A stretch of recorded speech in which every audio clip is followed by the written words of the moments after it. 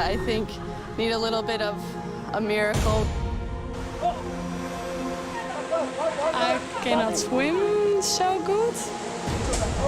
And the team that will be eliminated from the Ultimate Forces Challenge. Come on, guys, come on, hold it, hold it, hold it! The Photonis Ultimate Forces Challenge, an annual extreme endurance competition for athletes from across the globe.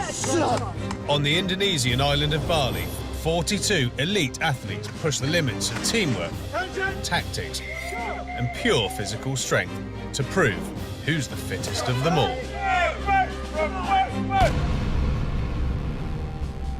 Last time we saw our 4 remaining teams compete against each other in an intense water obstacle race. With 4 teams competing for 3 spots in the final, in the previous challenge the athletes pushed themselves to their limits as they made their way across a number of, how shall we say, creative obstacles. Out of all the events, that was my favourite. That was number 1. It was a race where each team's strength and agility were put to the test. 5 minutes will get you. Some teams stepped up to the challenge and exceeded expectations, while others crumbled under the pressure. It doesn't matter, Aga. At the end of the day, South Africa had set a new UFC time record, while retaining hold on the top spot. Canada surprised many by gaining ground on 3rd place Australia. Belgium is a strong second in the overall standings. Today they face what is arguably the competition's most difficult challenge to date. Only the top 3 teams will compete in the Photonis Ultimate Forces Challenge final. We know where we are in the standings. I think need a little bit of a miracle. It is elimination day today, so one team has to go, and we are not ready to go, so we wanted to go to the finals. You never know what happens. I know in the last few competitions, penalties have played a pretty big role as far as switching rankings, so maybe some more penalties might play a big role. This challenge is an elimination game, which means the team finishing 4th in the overall standings after this game will be going home. Everybody's a little bit nervous today. It's a scramble. The points are really close, but it's a fight for 4th, 3rd and 2nd. I don't think we're anywhere near elimination. So we're even thinking of sitting this one out, you know, giving our team a rest. But we won't do that. We won't do that. We'll compete and we'll do everything every day. In today's challenge, our teams are in for the ride of a lifetime here at this stunning Balinese waterfall. Today's extreme challenge involves a 3-kilometre jungle survival course. 2 athletes from each team will be required to run up, swim through and abseil down Bali's most spectacular waterfall.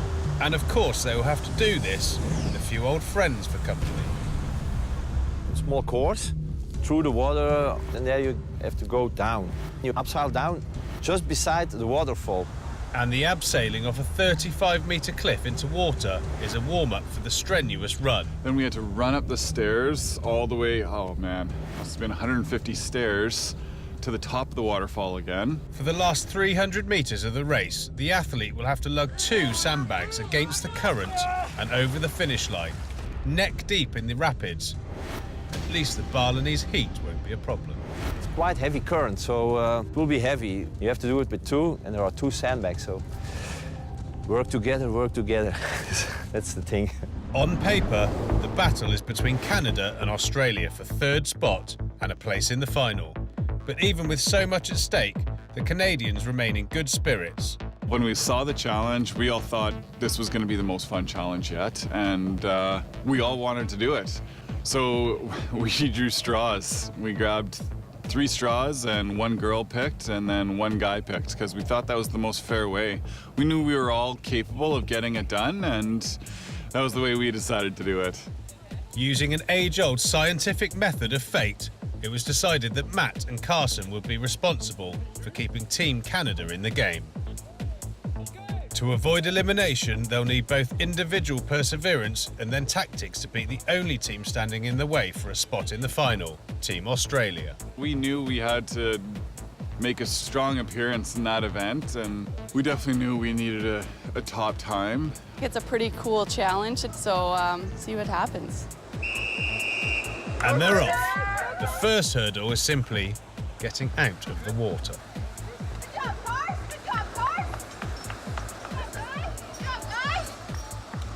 After quickly traversing the 200 metres downstream, they come face to face with a real ultimate forces challenge. A 35-metre abseil down the side of a waterfall. You open, you descend. If you close to your body, you brake. With the right hand, you control the verticality. Safety is an absolute priority in the UFC, and the clock stops as a professional instructor walks them through the rules of abseiling again. The athletes will drop one by one. Only when the first athlete switches ropes at the halfway point may the second athlete begin. Once at the bottom, the teams will either wait for each other or tackle the steep stairs solo. It was about trying new things and pushing yourself, challenging yourself, doing things I'd never done before, seeing what you're capable of. Matt's the first to go. It's his first time abseiling, ever. Following the UFC's strict safety measures, Matt switches ropes halfway down the cliff. During this transition, the clock is stopped. As it turns out, Matt is a natural abseiler. He keeps his balance throughout and steers clear of the waterfall to his left. Get too close to the falls and you're in for a soggy and very painful treat. Matt decides to wait for his teammate before embarking on the next leg of the challenge, which is a 2-kilometre run back to the top of the waterfall. So we both said, do a steady pace up the stairs, don't run, do a brisk walk or whatever. The trail includes ascending a ridiculous number of stairs that wind all the way back up the hill. Once there, the real fun begins. Without a doubt, the hardest part of today's challenge. And then we got into the creek and had to pick up 2 heavy sandbags and carry the sandbags upstream while remaining in the water the whole time. Looks easy. Yeah, right. Where it's won or lost is coming upstream with the sandbags. It definitely didn't make it easy. Super hard challenge. Hardest one so far. The strength of that current made it impossible to move forward faster than a couple inches at a time. The finish line is only 300 metres upstream, but for all these well-trained athletes, it's likely to be the hardest 300 metres of their lives, even with their teammates egging them on and offering all the advice they can give. Okay, now rest. If it's sitting on the rock, just rest. Carson's behind you. Matt and Carson have to conquer the river's current all on their own. Team Canada are in the water at the minute and they are fighting for survival. They are working incredibly well as a team. They are flying through one of the hardest parts of the course. Will this be enough? God only knows. We'll soon find out. Matt and Carson must carry the sandbags all the way upstream and drop them no less than 10 metres from the finish line. We have to win it, but when you're in there, you're not even thinking. Right now, we just want to do it together and complete it. But in their fatigued state, those last metres seem to take forever.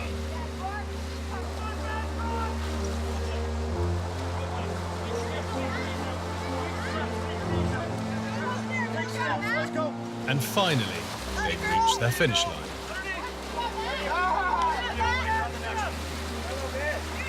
With every ounce of energy Matt has left, he dives across the finish line. But now they have to wait and see how the other teams fare. Was their time good enough to avoid elimination? Good job, guys. I kind of lost all sense of time during that. But yeah, I definitely thought we had a pretty strong time when we finished. If it will be enough all depends on the Aussies later. Next up, we have South Africa. The South Africans have appointed Dina and Victor to represent their team. Seeing he's been out of action for a few days, choosing Victor is a massive gamble. Victor's strong, Dina's strong. I'm not worried. I think we'll do well. Normal people usually need a few days of rest and recovery from food poisoning, but Victor isn't exactly normal. In fact, challenges demanding both endurance and speed are precisely Victor's cup of tea. It was very physically demanding. It was emotionally demanding, and that made it interesting because we had to dig deep and dig hard. Victor shows little signs of a food poisoning hangover. As eager as ever, he's the first to abseil down the waterfall. If we could have drawn straws, or if we could have battled it out for the strongest, I think myself and Terence were definitely the most hungry to do it. But you had to take one male, one female. And, you know, a clinical decision coming down who's the strongest and who was the freshest. With Victor at the bottom, Dina can now start her descent. It goes well at first, but oh, that's gotta hurt. Dina had quite a hard smash against the rock face while abseiling. She's incredibly strong, she's strong-minded, she's determined. She carried herself, she picked herself back up and she continued, and she did a sterling job at the end. Dina's fall does cost them precious time, but with both athletes now at the bottom of the canyon, the South Africans can now move on to the second leg of the race. And fortunately for the team, Dina seems to be in great shape. She's a powerhouse of note, so she won't back down. If she fell into the rock, I feel sorry for the rock. Dina and Victor tackle the stairs like true professionals, quickly making their way back to the top of the waterfall. As we entered into this challenge, Victor was taken a little by surprise, underestimating the current flow and the depth of the water. Hence, losing the sandbag and putting immense pressure on him to challenge himself with the time and get the best time, but at the same time now he had to start diving and searching for the sandbag. Come on, I know it's hard, you're right here. Victor is finally able to fish out the sandbag from the bottom of the river, but not without losing valuable time for South Africa. Things, however, are about to get a whole lot worse. Less than a minute after recovering the sandbag, Victor inexplicably drops it again. There's dead water, that's it. Follow the dead water. With Dina's help, they again recover the sandbag. Besides lost time, Team South Africa's game of hide and seek cost the athlete, more importantly, energy they desperately need to battle the current upstream. Killing it, killing it. Proud of you guys. Come, keep it going, keep it going. I was caught out most by this obstacle. My strength is, just as much as I'm a strong runner, I have a very good body-to-weight ratio, whole new ball game. Their struggle hasn't gone unnoticed. All the other teams are standing along the track, watching and observing how Victor and Dina fare.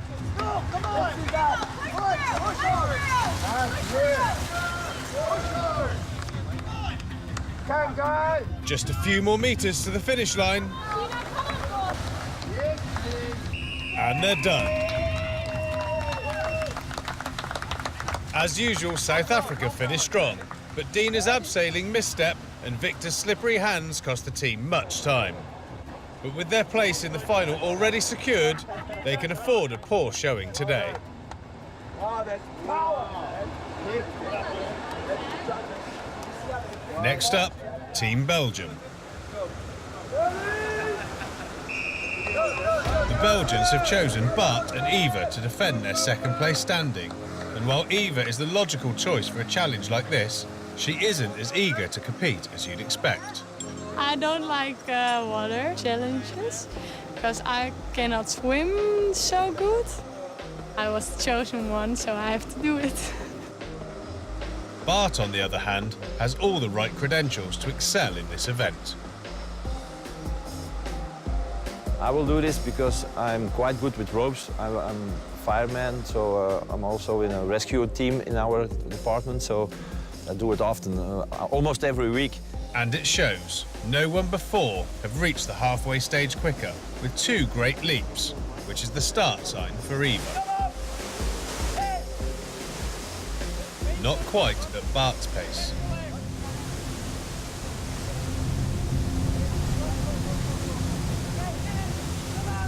For Bart, hanging over a cliff is like a walk in the park. He does his best to motivate Eva, but how do you motivate someone beyond fear? Eva, but we talked to her a little bit in the beginning and we said to Eva, just jumping on and go down. After a few moments of hesitation, Eva finally begins her descent, slowly but surely.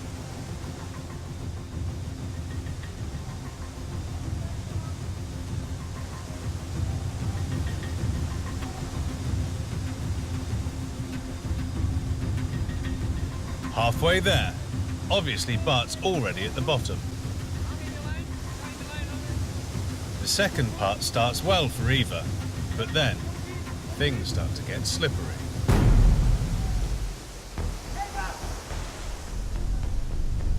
My elbow hit the ball, and yeah, I wasn't happy about that. Unfazed, Eva gives in to the call of gravity and drops into the water below. One of the most reliable runners in the competition, she is more than comfortable with 2 feet on the ground. Knowing this, Bart decides to get a head start and begin the difficult climb. She's a good runner. You have to run upstairs, so it's running up. And then through the water, she's skinny. Maybe she has not a lot of influence of the current on her body, so that's our tactic. And I am strong, so I can hold Eve if necessary, so we will see. Eva begins her ascent on the stairs, all the way back to the river where Bart is waiting for her. The team make excellent time on the stairs compared to Team Canada and the South Africans. Their reward, however, is a date with by far the most difficult leg of today's challenge. You can have a tactic with it. It's go in and you will see. Can you hold there? Can you hold there? Or stand there or stand there? After a few meters, it becomes clear that the team have made a tactical error. Instead of making her more streamlined as they'd hoped, Eva's petite body is easy prey for the rough current. And then at a certain point, we lost one sandbag in the middle of the stream. And we knew you get a penalty if you lose a sandbag or for not carrying a sandbag over the finish. Knowing that a penalty at this stage could result in an aeroplane ride home, Eva frantically dives for the sandbag, but fails. Only thing I thought was you have to take the sandbag over the finish line. Eva on the rocks with her leg, I hold her leg, and then I went under. And this unorthodox approach from Bart to recover the sandbag remarkably works. Bart's valiant effort earns the respect of the onlooking athletes, but the struggle is hardly over.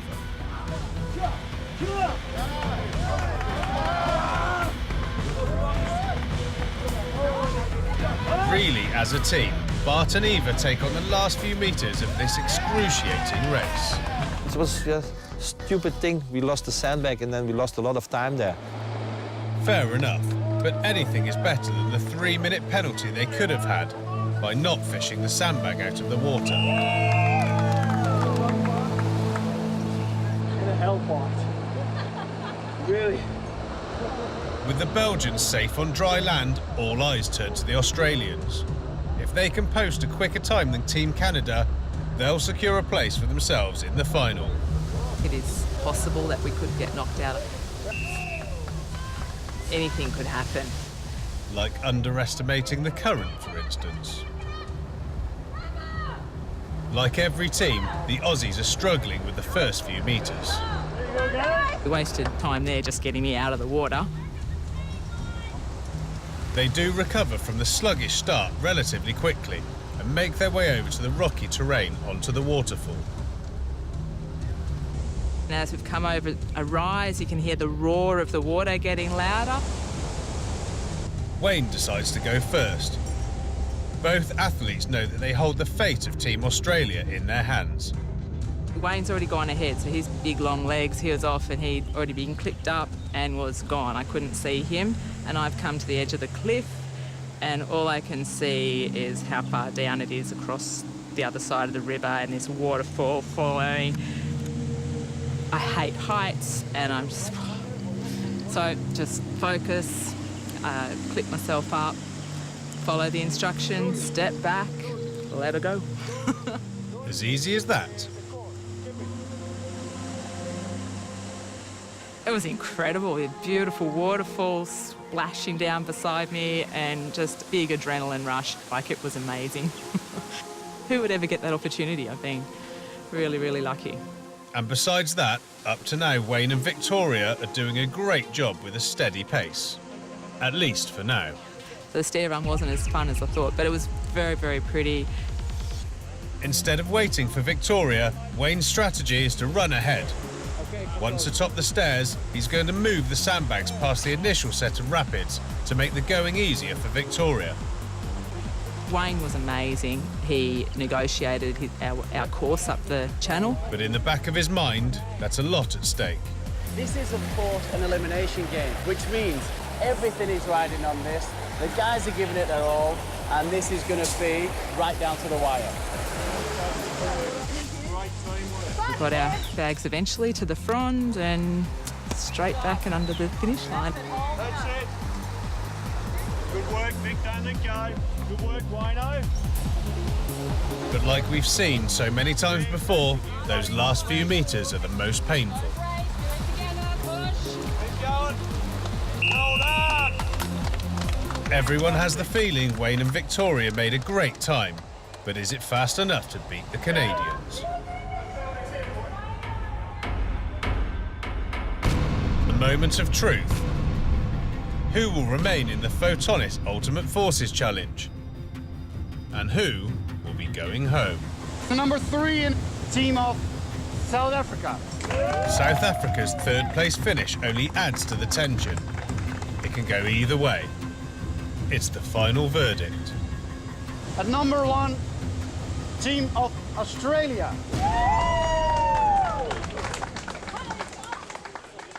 Fantastic for us, Team Australia first, and that actually bumped us up to overall second ranking, which was really, really exciting. But yeah, of course, then that also meant that somebody had to go. And that somebody has a name. Canada. It's a bittersweet ending for the Canadians, who throughout the competition showed both perseverance and charisma. Bittersweet because we knew we did well in that last challenge, but then just not quite enough. So, I mean, we had the high of finishing one of the most difficult challenges and finishing strong, but then the disappointment of not being able to continue on. And of course, one team's misery is another team's glory. In this case, Team Australia, alongside Team South Africa and Belgium, are heading to the finals. Team Canada must leave the competition immediately, which means the 3 remaining teams will progress to the next stage. It was actually kind of nice knowing that we put everything out there. I couldn't have gone any faster. I did everything that I could to win this competition. So losing in that fashion to better people is the way to do it. So we went out on a high. Sad, it's sad, but it's competition, so we're coming closer and closer to the final, so we have to skip teams. And we are still in. Great feeling, great feeling.